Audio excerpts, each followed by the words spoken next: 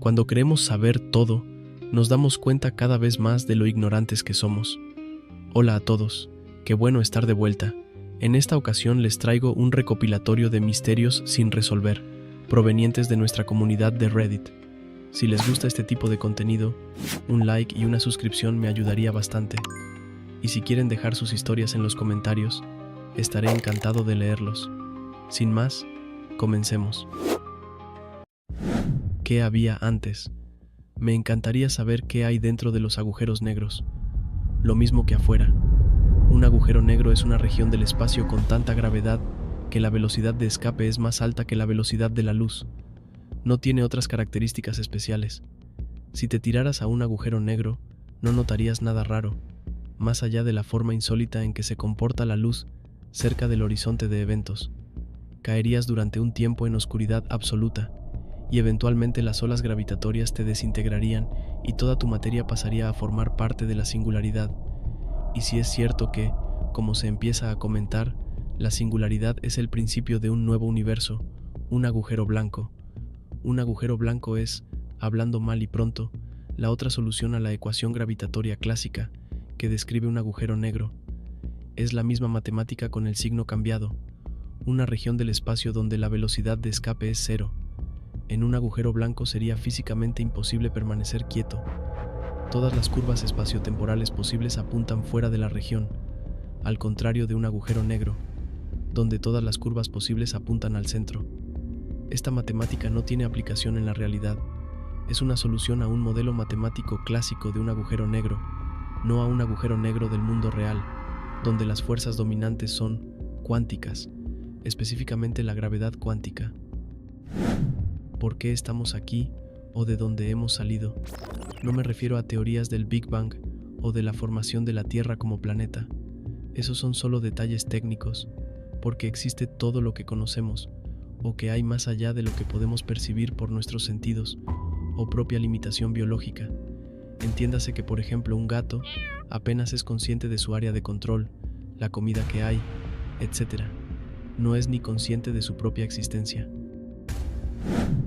El 16 de abril de 1989, en un departamento de la localidad de Florida, Vicente López, los cuerpos sin vida de dos primas, de 22 y 15 años respectivamente, aparecieron en la bañadera. Estaban desnudas y por el grado de descomposición que presentaban, los médicos forenses estimaban que habían muerto hacía por lo menos 2 meses.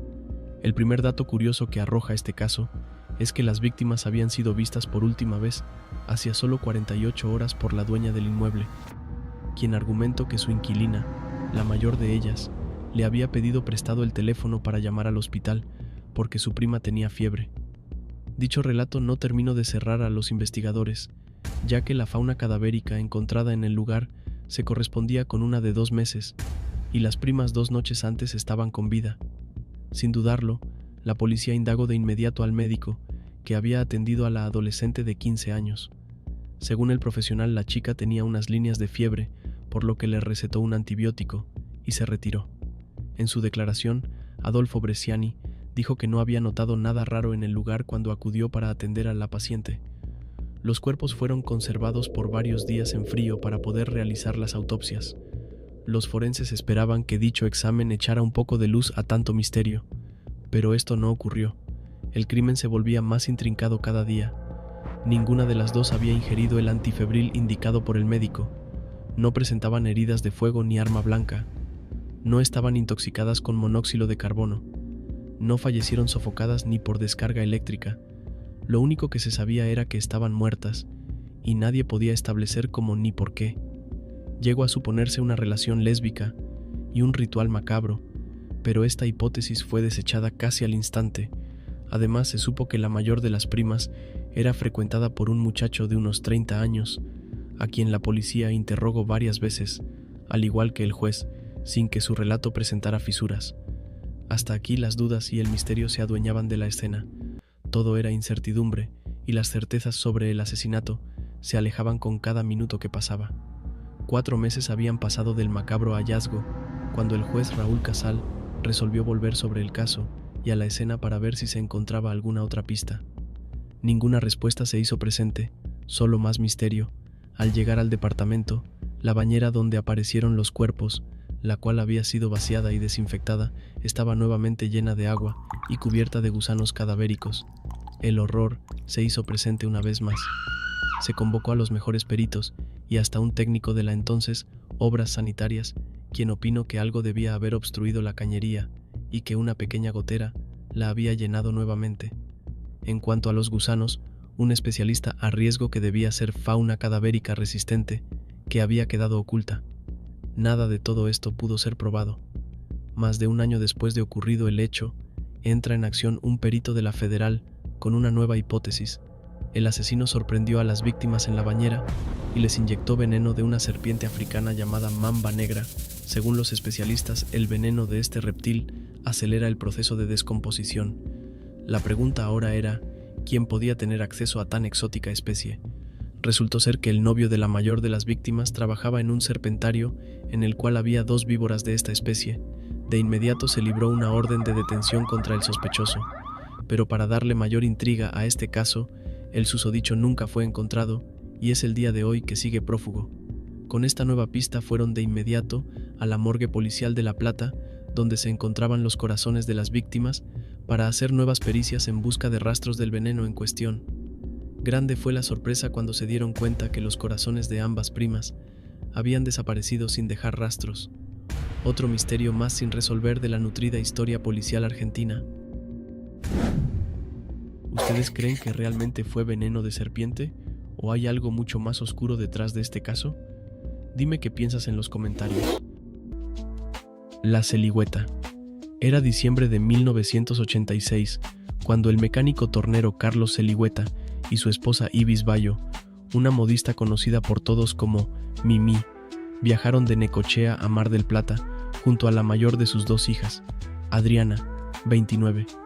Los 3 fueron unos días con la casa rodante para comprar las cosas que faltaban para la inminente boda de la chica, que acababa de recibirse de veterinaria.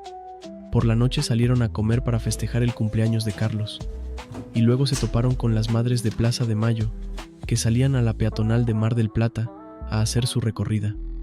Mimi agarró fuerte del brazo a Adriana y le susurró: «Ay, qué triste que debe ser estar pidiendo por sus hijos». Menos de un mes después, el 15 de enero de 1987, Mimi y su esposa vieron a Adriana por última vez. «No laves los platos, mamá, yo los lavo cuando vuelvo». Mimi recuerda como si fuese ayer las últimas palabras que le escuchó decir a su hija antes de que saliera en el Dodge Polara de su papá hacia lo de sus futuros suegros. Quería corroborar que el apellido O'Hara de la madre de su novio estuviese bien escrito en la tarjeta de invitación. A Adriana le faltaban 37 días para casarse con Fernando Iparraguirre, también flamante veterinario. Ya habían decidido radicarse en Castex, La Pampa, para trabajar juntos, y hasta habían mandado a hacer los almanaques promocionales. Pero desde aquel día nunca más nadie la volvió a ver. Hasta hoy, su cuerpo jamás fue hallado. El auto fue encontrado a la mañana siguiente en el parque de Necochea Miguel Lillo. Tenía las llaves sobre un asiento, la puerta del conductor abierta y los documentos de Adriana tirados en la arena. Mi abuela cuenta que cuando ella viajaba a estaban viajando por algún tipo de lago. Habían en ese momento alrededor de 7 personas, incluyendo al que los guiaba. Resulta que a lo lejos vieron en una costa a una anciana, o eso parecía. Mi abuela cuenta que ella gritaba algo, sonidos casi inaudibles. Se quedaron en una costa más adelante, y 2 de los navegantes decidieron ir a ver. Estaban a unos 30 metros del lugar donde se encontraba el tipo de señora. Resulta que solo uno de los 2 chicos volvió después de 10 minutos. Mi abuela dice que tenía sangre en su boca y ojos. Al parecer se había defecado y orinado. Le preguntaron qué pasaba y solo pudo decir que si no se iban de inmediato, todos iban a morir. El tipo no tuvo oportunidad de decir nada más. Estaba en shock. Durante los próximos 15 minutos de viaje, el tipo se suicidó, y el que los guiaba, el dueño del bote, decidió tirar el cuerpo. Eso sucedió por allá del 2001. Aún me pregunto, ¿qué habrá sucedido? De chico, unos 7/8 años, nos mudamos a una casa nueva. Todo muy normal, habitación nueva subiendo las escaleras, y al lado el baño. En ese tiempo solía tener un Sony doble, U300, el cual ponía mis alarmas y rompía las bolas un rato cuando no podía dormir. Una de las primeras semanas en el lugar me despertaba entre las 2/4 de la mañana y me daban unas ganas imperiosas de tomar agua, lo cual bajaba, tomaba y después al baño. Después de la rutina, se hizo muy diaria. Cada vez que me acostaba, veía a una mujer de negro siempre entrando a mi habitación y cada día era más cerca de mi cama. En ese tiempo mi vieja no me creyó, así que antes que me caguen a palos prefería guardarlo. Pasaron las noches y todo se repetía. Acá hago una aclaración. Intentaba no bajar a hidratarme, pero era imposible. Sentía los labios secos, costra en toda la boca, y si me permiten exagerar, se sentía como me quemaban los labios después de un food 5 de la tarde con el sol, 30 grados, jaja. Cuando le tocó estar al lado de mi cama, apareció una de mis tías muertas. Contexto: fue asesinada unos años atrás. Y entre llantos, la abracé y le pregunté qué era la otra cosa. Su mirada cambió unos segundos, y en un tono serio me dijo que era algo malo, que ya no me iba a molestar. Los siguientes años fueron todos muy tranquilos, y de curioso le comenté la situación a una persona entendida del tema, y me explicó que alguien hizo un trabajo para que muera, y lo que literal vi fue a la muerte. ¿Quién lo hizo? ¿Era posta lo que me dijo? ¿Me vendió fruta el chamán? Son cosas que van a quedar sin resolver. Años atrás, nos acabábamos de mudar a una casa en Moreno. Todos experimentamos sucesos paranormales como reflejos en el espejo. Te dabas vuelta y no había nadie. Sensación que alguien estaba detrás tuyo y nada. Ver pasar a alguien o incluso que golpeaban la puerta y no había nadie. Estos fueron hechos que, llegado un momento, todos decidimos hablar y ver si nos pasaba a todos. Y resulta que a mí y mis hermanos lo vivíamos. Era una sombra blanca con figura humana. Comenzamos a indagar en el barrio y resulta que anterior a nosotros había fallecido una chica y su bebé en gestación de 8 meses. Mi abuela, con su sabiduría del interior del país, nos recomendó baldear con agua bendita, abrir las ventanas y poner música, mientras lo hacíamos con un día soleado. Luego de eso desaparecieron los sucesos y apariciones. Es creer o reventar, hermanos rediturros. ¿Qué piensas de estas historias? Recuerda que puedes mencionarlo en los comentarios. Yo tengo 2 que me pasaron cuando era más chico, pero no estoy seguro si fueron reales o solo sueños. Mi memoria no es la mejor respecto a eso. La primera habrá sido a los 4 o 5 años. Estaba en mi habitación y se suponía que debía estar durmiendo porque ya era madrugada. Cuestión que estaba todo oscuro salvo por la luz del aparato donde pones la tableta para los mosquitos. Recuerdo que me lo quedé viendo un buen rato, hasta que esa luz empezó a moverse. Sí, se empezó a acercar a mí, más concretamente, y me quedé mirando. Cuando ya estaba cerca, algo me sacudió bruscamente e hizo un ruido, como cuando te quieren asustar y hacen ese grito típico. Tras eso no recuerdo más. La segunda fue a mi criterio más perturbadora y la que más recuerdo. De vuelta, estaba despierto a la noche, pero tenía el televisor prendido, así que no estaba en penumbra. Tenía un auto de juguete con el cual estaba jugando básicamente. Lo sostenía por sobre mi cara y lo movía en el aire de un lado para otro. Les juro que, si esto no lo soñé, fue real y no se lo deseo a nadie, pero un brazo flaco, casi que ni parecía humano, salió a través del colchón por debajo de mí y me quitó el auto. Viví en esa casa hasta 2014, cuando ya tenía 16 años, y nunca más experimenté algo así ahí, pero que jamás me voy a olvidar esos 2 momentos, independientemente de si fueron reales o no. Estate seguro. Desde temprana edad pude percibir y sentir la energía, sea buena o mala. Muy difícil de describir, pero está genial. Alrededor de mis 14 años, tengo 34, empecé a despertarme alrededor de las 3 de la mañana. Sí, la hora del diablo, las brujas y lo que gusten. Pero lo raro era que me despertaba y miraba la hora, eran las 3. Otro día me despertaba, esperaba un rato, miraba, eran las 3, y eso me empezó a parecer raro, hasta que empecé a sentir pisadas, risas y presencias. Durante todo un verano no pude dormir bien a la noche, así que me quedaba jugando al PC, chateando, pero se volvió difícil cuando volví al colegio, ya que vivía trasnochado, no prestaba atención, me costaba mucho concentrarme. Pero todo cambió cuando una noche Sentí que estaban las risas al lado de mi cama y eran 2 nenas. Cuando me desperté y miré, sentí un frío horrible, me paralicé y al mirar hacia la pared, era como que estaban en cuclillas dibujando sobre la pared. No me olvido más el sonido del crayón o lápiz contra la pared, a lo que cansado, frustrado por la situación y sin saber qué mierda hacer, les dije: basta, me tienen harto, necesito dormir, váyanse, yo no las puedo ayudar a los gritos. Por lo que mi vieja vino a verme junto con mi hermano más grande, debe haber tenido unos 21 él. Les comenté la situación y en ese momento me comentan que ellos también sentían, pero no quisieron decir nada por miedo a que no le creyeran. En resumida cuenta, en el almuerzo al otro día, la novia de mi hermano le comentó que ella sí podía verlas y que eran 2, tenían el pelo largo como hasta la cola, como lo usaba mi hermana, y básicamente describió a mi hermana del medio, a lo que mi mamá nos comentó que nunca había dicho nada a nadie sobre esto, pero que ella perdió 2 embarazos seguidos y eran nenas ambas. Hoy me encuentro casado a mis 34 años.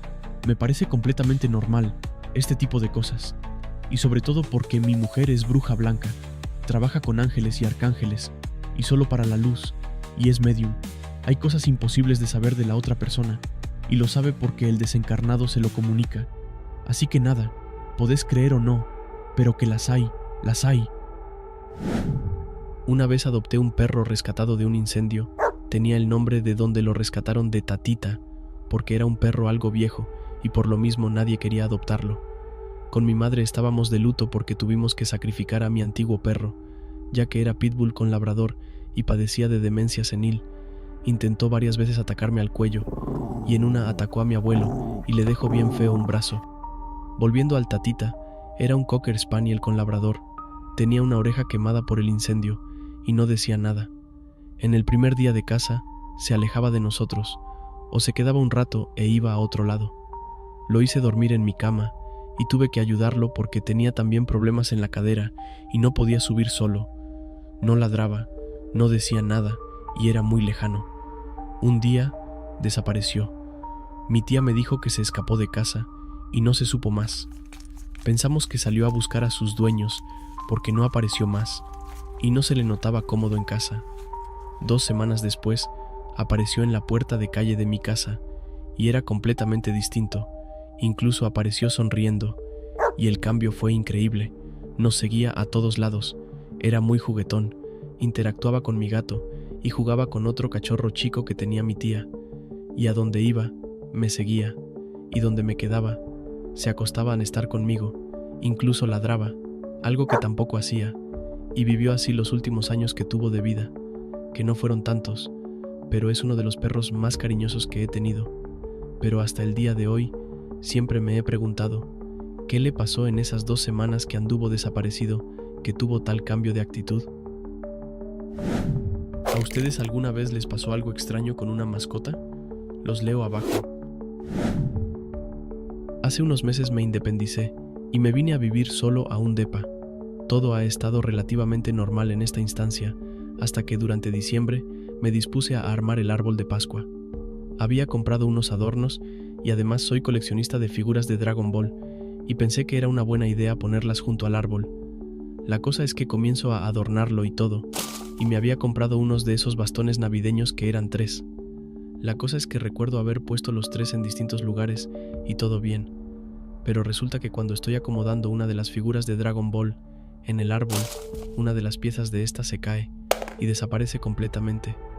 La busqué de todas las formas posible, debajo del árbol, debajo de los muebles por si había salido volando, en todas partes y nada.